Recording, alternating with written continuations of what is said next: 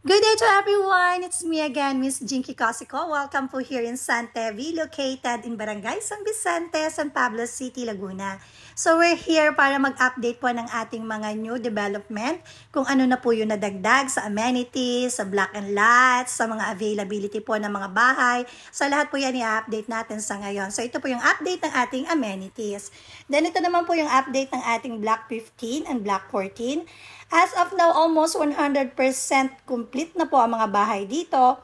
Karamihan din po is naka-turnover na yung ating mga client here. At kung mapapansin nyo po, yung mga client po natin is meron na pong nagpalagay po ng mga fence and gate.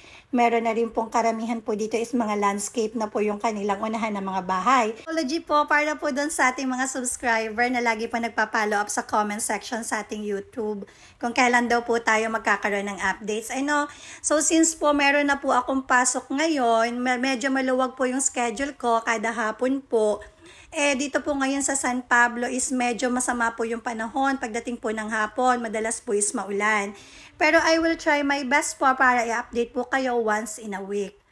And then, ito naman po yung update para sa ating park and playground. Yan.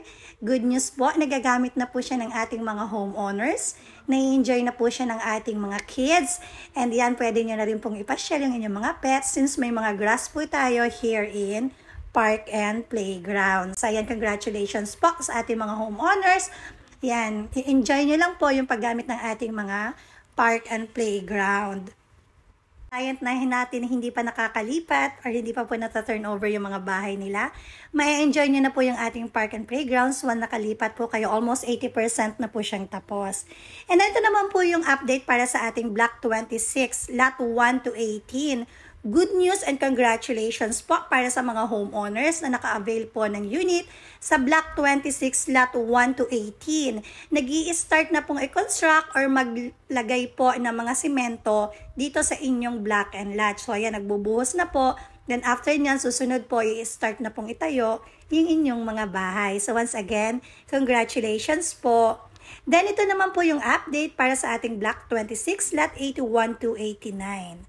Yan, almost finished na rin po yung block and lot na yan. Client natin na naka-avail ng unit here sa Block 26, Lot 90 to 103. Congratulations po, 100% na pong may buhos yung inyong mga block and lot. And then ito naman po yung update sa Block 26, Lot 104 to 115. Sa part naman po ng ating Block 27, Lot 1, 3, 5, 7, 9, 11, 13, 15, 19, and 21, ito po ang update sa inyong mga unit. Mga client natin na naka-avail sa Block 22, Lot 1 to 8, ito po yung update sa inyong mga unit.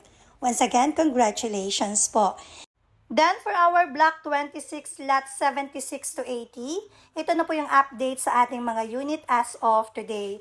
Para naman po sa ating Block 26, Lot 68 to 75, ito na po yung progress sa inyong mga block and lot. Then sa atin naman pong Block 24, Lot 1 to 8. Ito na po yung update sa inyong mga unit. Almost 100% na rin pong tapos yung mga block and lot dito sa park na ito. So yan, once again, shout out po sa mga client natin na naka-avail ng unit here in Block 24, Lot 1 to 8. Congratulations po sa inyong lahat.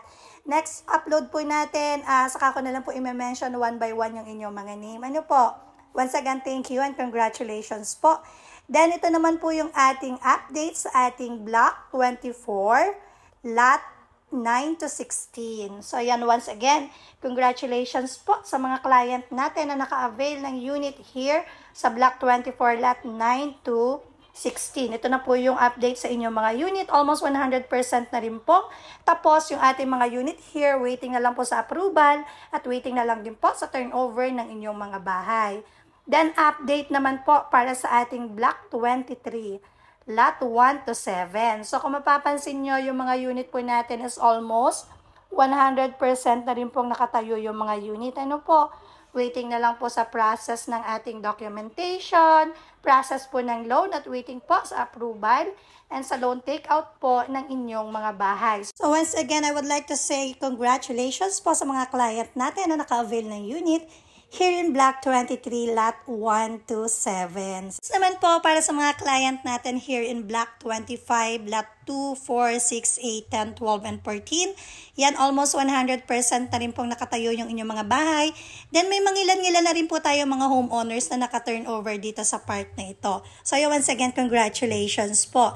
Then, para naman po sa update ng opposite side, nung kabila nitong Block 25, which is yung ating pong Block 25, Lot 13, 11, 9, 7, 5, 3, and 1. So, ayan, congratulations po sa inyong lahat. Almost 100% na rin pong nakatayo yung mga bahay here sa Block and Lot na yan. Update and recap naman po para sa ating Block 16. Dito sa Block and Lot na to, karamihan po ng mga client dito, kung mapapansin nyo, is naka-turn over na po. Ayan, kung mapapansin nyo, meron na po tayong mangilang-ngilang mga client here na meron na pong fence, meron na rin pong gate. Karamihan po dito is meron nakapagpa-improve na po ng mga bahay nila. So this one is Block 16, Lot 1 to 16. So yan, once again, congratulations po sa ating mga homeowners. Napakabilis po ng panahon, parang kailan lang yung mga subscriber natin is nagre-request lang na i-cover yung mga unit nila here. But now, kung mapapansin nyo, mga naka-fence and gate na po sila. So yan, once again, congratulations. And then sa part na ito, marami na rin pong nakalipat sa Block 15, Lot 1 to 12. More updates para po dun sa ating mga client na gustong makover yung kanilang mga bahay.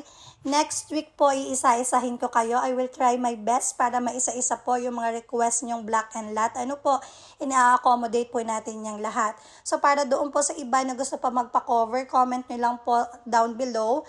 Dito po sa ating comment section yung inyong Block and Lot. Ano po, and I will try po na i-cover po. Or kahit mapicturean man lang po yung labas ng inyong bahay. Ano po. Then, doon naman po sa mga nagpa-private message at yung sa mga approved na po, lumabas na po yung approval ng kanilang mga bahay. And then, for turnover na. So, yung konting tiis na lang po kasi kailangan lang po ma-comply yung mga requirements na hinihingi ng property management. Ano po, para mas mapabilis po yung inyong paglipat. So, para doon po sa nagme-message for assistant po ng land tax, ng amilyar, for building tax, land tax. So, i-comment nyo lang po dito or you can direct message po sa aking Facebook, WhatsApp, and Viber. Mas ano po, lagi po ako naka-online doon. Sometimes po, hindi ko po na-check araw-araw yung mga comment nyo. Ano? So, kung gusto nyo po is i-direct message nyo na lang po ako sa Facebook or sa WhatsApp or Viber. Ano po?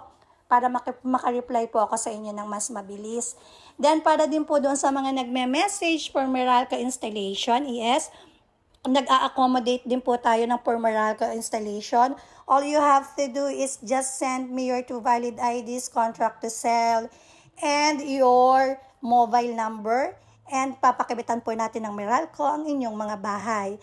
Then, para naman po doon sa mga subscriber natin na nag-iisip pa rin po hanggang ngayon kung mag-a-avail sila ng bahay. So, yan, you can approach me po. Please direct message sa aking pong Facebook, WhatsApp, and Viber. And I'm happy to assist you po para ibigay po ang details, computation. Sa ngayon po, marami pa po tayong mga available na unit here in San Tevi. For mansion unit, for single attached unit. Kung sakali man pong nagtanong kayo or sold out po yung mga inventories, mag-ano lang po kayo, magpa-line up lang po kayo ng mga requirements para once na may mag-open po na Block and Lot, is naka-line up na po kayo at priority po kayo for reservation. Ano po?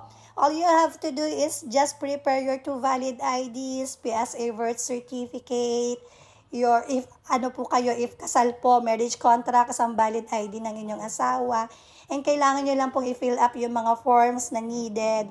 And wag po kayo mag-alala, i-guide naman po namin kayo from start hanggang ending, hanggang sa kayo po yung makalipat sa inyong mga bahay. So once again, kung kailangan nyo po ng assistance, wag pong mahihiyang mag-message sa akin direct. Ayan, at kung nangangailangan din po kayo ng mga property within here in San Pablo City, i-comment nyo lang po here or direct message nyo lang ako, and i-assist ko po kayo. So once again, this is Miss Jinky Pulya Cosico. Thank you and God bless you all. Bye-bye!